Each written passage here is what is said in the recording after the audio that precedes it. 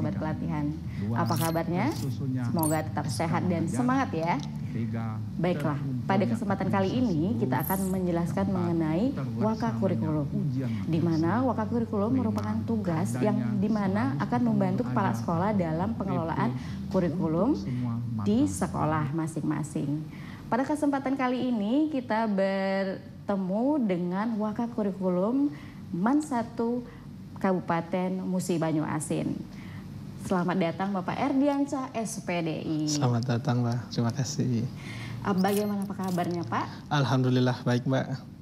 Gimana akhir-akhir ini apakah ada kegiatan pada MAN 1 Musi Banyuasin? Kalau akhir-akhir ini di MAN 1 Musi Banyuasin karena sudah di akhir semester ya Mbak ya. Jadi kegiatan kami di MAN 1 Musi Banyuasin itu persiapan untuk PAS atau penilaian akhir semester. Setelah PAS nanti ada kegiatan pekan remedial atau pengayaan untuk siswa, dan nanti di akhir semester ada pembagian raport. Jadi itu kegiatan yang terdekat Waka Kurikulum di MAN 1 Musi Banyuasin. Kami ucapkan terima kasih atas perkenannya Bapak hadir pada dialog pada kesempatan ini ya Pak. Sama-sama Pak. Sebelumnya nih Pak, mungkin Sobat Pelatihan banyak yang belum tahu nih, karena biasanya kan yang diketahui itu ada kepala sekolah ya Pak. Pada Waka Kurikulum apa saja nih Pak tugas-tugas yang dilaksanakan oleh Waka Kurikulum? Jadi Waka Kurikulum itu adalah pembantu kepala madrasah di bidang kurikulum. Jadi tugasnya kalau dari awal tahun ajaran sampai akhir tahun ajaran itu tidak pernah berhenti Mbak. Jadi di awal tahun ajaran ketika kalender pendidikan keluar, maka tugas Waka Kurikulum adalah bagaimana menjabarkan kalender pendidikan itu. Setelah kalender pendidikan sudah dijabarkan, berapa minggu efektif, kapan waktu PAS, PAT dan lain sebagainya, maka tugas Waka Kurikulum itu membagi tugas guru. Jadi guru 1, 2 itu berapa jam mengajarnya, kemudian juga membuat jadwal pelajaran. Setelah jadwal pelajaran sudah selesai, tugas Waka Kurikulum adalah mengkoordinir untuk para guru dalam penyusunan perangkat ajar di awal semester. Jadi bagaimana penyusunan silabusnya, bagaimana penyusunan program semester, program tahunan, termasuk di rencana pembelajarannya itu Waka Kurikulum mengkoordinir itu. Setelah proses pembelajaran, Waka Kurikulum mempunyai tugas yaitu mengawasi proses pembelajaran. Misalkan di hari ini siapa guru yang tidak masuk, siapa yang menjadi guru piket, dan nanti ada di akhir atau di pertengahan semester ada namanya supervisi pembelajaran. Jadi nanti dibuatkan jadwal, nanti ada supervisor untuk datang ke kelas-kelas guru tersebut untuk mengawasi proses pembelajaran. Dan di akhir semester Waka Kurikulum bertugas untuk menyusun bagaimana proses evaluasi pembelajaran baik di akhir semester ataupun di akhir tahun. Itu dalam proses pembelajaran. Terus selain itu juga Waka Kurikulum juga punya tugas untuk memutasi baik siswa masuk atau siswa keluar di MAN 1 Musi Banyuasin khususnya karena saya tugas di situ. Dan yang terakhir Waka Kurikulum juga mempunyai tanggung jawab dalam mengkoordinir kegiatan MGMP atau musyawarah guru mata pelajaran di madrasah tersebut. Itu Mbak kurang lebih tugas Waka Kurikulum. Wah, luar biasa Sobat Pelatihan. Jadi selain kepala sekolah ada Waka Kurikulum yang akan mensukseskan proses pembelajaran siswa. Seperti itu ya Pak ya? Nah Pak, sebelum menjadi Waka Kurikulum itu kan harus mempunyai kriteria khusus. Nah, apakah harus sudah jadi guru langsung jadi Waka Kurikulum atau bagaimana? Dan kemudian siapa yang berwenang untuk mengangkat guru tersebut menjadi Waka Kurikulum? Oke, Waka Kurikulum itu yang menunjuk adalah kepala madrasah. Jadi itu haknya kepala sekolah atau kepala madrasah untuk menentukan siapa Waka Kurikulumnya. Namun secara kriteria tidak ada kriteria pasti ya Mbak, cuman ada kriteria setidaknya guru Waka Kurikulum itu sebelumnya pernah menjadi wali kelas dan koordinator kurikulum kurang lebih selama 2 tahun. Seperti itu Pak. Jadi tidak semua guru langsung serta-merta menjadi Waka Kurikulum ya Pak ya. Jadi Sobat Pelatihan sebelum menjadi Waka Kurikulum itu harus terlebih dahulu salah satu spesifikasinya itu yang menjadi guru kelas, kemudian menjadi koordinator kurikulum. Koordinator terlebih dahulu, baru jika ada penilaian khusus dari kepala sekolah maka bisa diangkat sebagai Waka Kurikulum seperti itu. Betul. saya mendengar Bapak sudah menjabat sebagai Wakakurikulum selama 2 tahun ya Pak? Benar.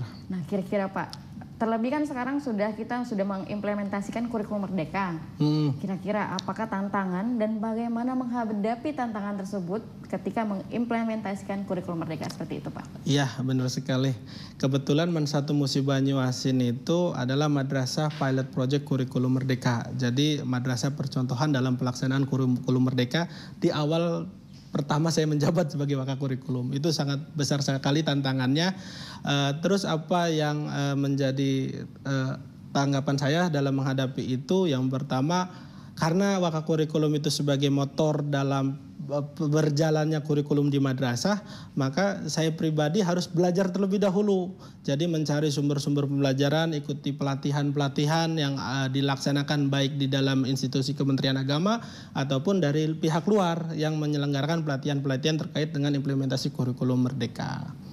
Seperti itu ya Pak. Jadi sebelum kita mengimplementasikan kepada siswa ataupun kepada guru yang akan diinformasikan oleh Wakakurikulum, maka Wakakurikulum terlebih dahulu harus memahami tentang implementasi kurikulum merdeka. Betul seperti sekali. Itu ya Pak ya. Dan karena tadi kita mendengar sendiri Sobat Pelatihan bahwa Men1 Musi Banyuasin menjadi pilot project ya Pak untuk pelaksanaan implementasi kurikulum merdeka. Kira-kira nih Pak, bisa kita informasikan ke Sobat Pelatihan, apakah ada inovasi yang dilakukan Men1 Banyuasin, terutama, mohon maaf, dari Men1 Musi Banyuasin terkait terlebih mengenai kurikulum ya Pak, sebagai Bapak sebagai Wakakurikulum. Kira-kira ada inovasi apa yang telah dilaksanakan selama ini?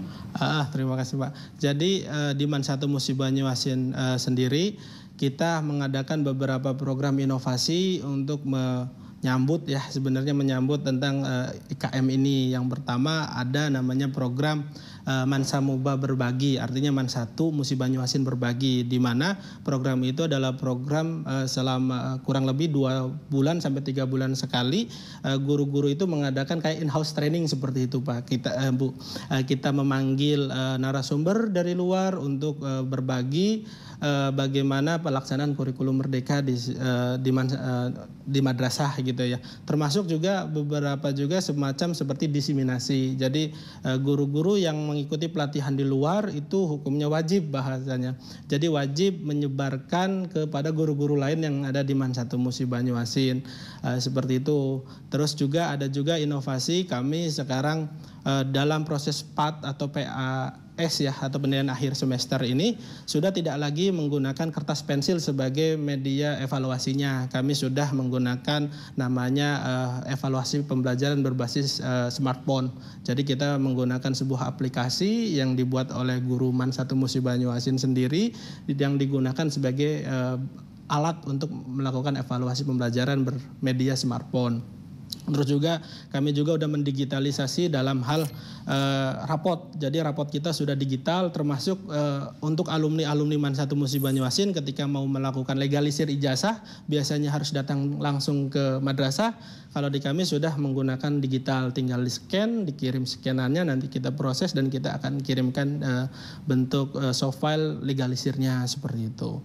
Itu termasuk juga di kami karena pada awal tahun 2020 itu sangat rendah sekali Mbak ya dalam hal dalam hal kelulusan siswa Men1 Musi Banyuasin yang masuk perguruan tinggi. Akhirnya kita mengadakan namanya program pendampingan siswa dalam masuk perguruan tinggi secara komprehensif. Jadi ada di situ namanya ada Mansamuba Road to Campus, artinya siswa-siswa kelas 12 kita ajak keliling kampus-kampus terbaik di Indonesia.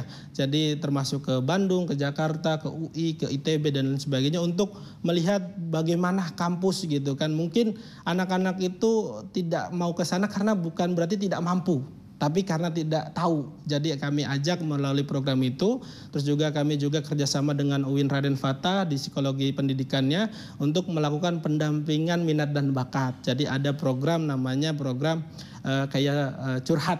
Jadi siswa kelas 12 itu curhat kepada kakak-kakak dari mahasiswa psikologi pendidikan Islam UIN Raden Fatah bagaimana tentang menentukan minat dan bakatnya.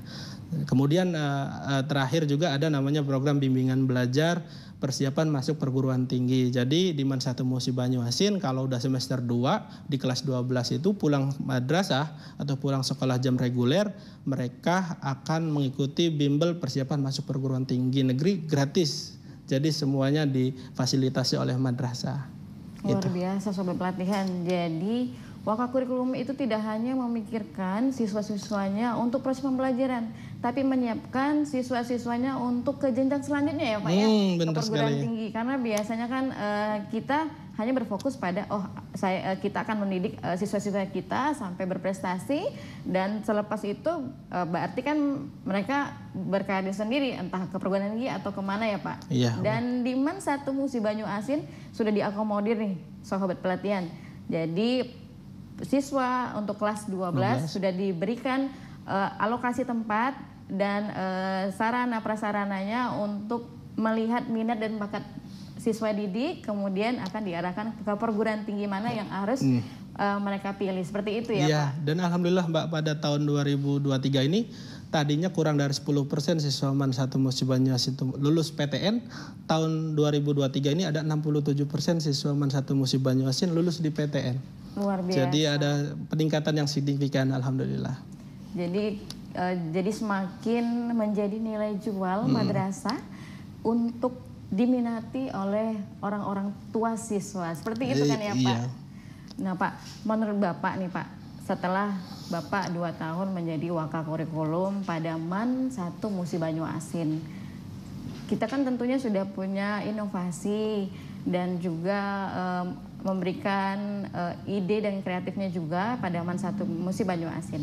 Kira-kira nih Pak, untuk menjadi Wakakurikulum, apakah kita harus mempunyai inovasi atau harus menanamkan pengembangan diri? Karena kalau kita sudah merasa cukup atas inovasi yang ini, tentunya maka akan stuck di tempat yang sama ya Pak. Seperti itu. Kira-kira apa nih Pak yang harus dimiliki oleh Wakakurikulum untuk mengembangkan dirinya?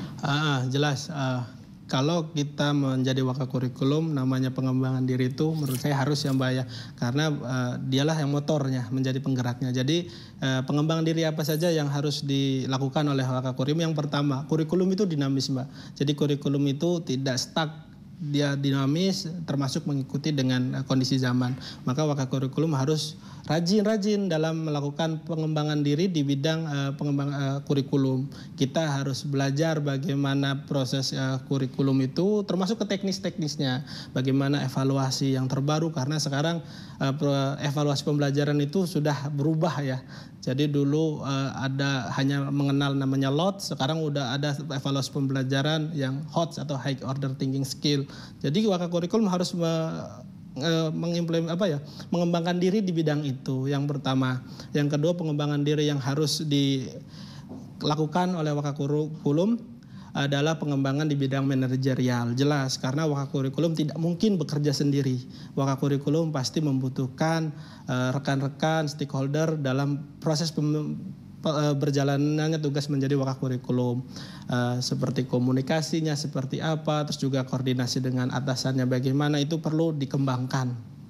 Mungkin itu sih Mbak yang pengembangan diri yang harus ya dilakukan oleh Wakakurikulum ketika dia menjadi Wakakurikulum ya. Luar biasa. Pada kesempatan kali ini kita mendapatkan banyak sekali informasi terkait Wakakurikulum nih Pak. Jadi salah satu mungkin kita bisa simpulkan nih, jadi Wakakurikulum itu tidak hanya berfokus pada mendidik siswa, tapi juga berkoordinir dengan stakeholder yang terkait dengan kurikulum, seperti itu ya Pak ya? Iya, benar sekali. Jadi seperti kita pada madrasah kan sekarang lebih banyak diminati oleh orang tua ya Pak. Di mana kita harus berinovasi seperti kata Bapak yang Bapak sampaikan, inovasi pada MAN 1 Musi Banyuasin. Sekarang rapot tidak perlu lagi Bapak Ibu, sobat pelatihan, kita tidak perlu lagi datang ke sekolah ya Pak. Iya, legalisir, dan juga untuk penilaian sudah menggunakan teknologi, karena sekarang lebih mudah mengaksesnya dimanapun dan kapanpun, seperti itu ya Pak.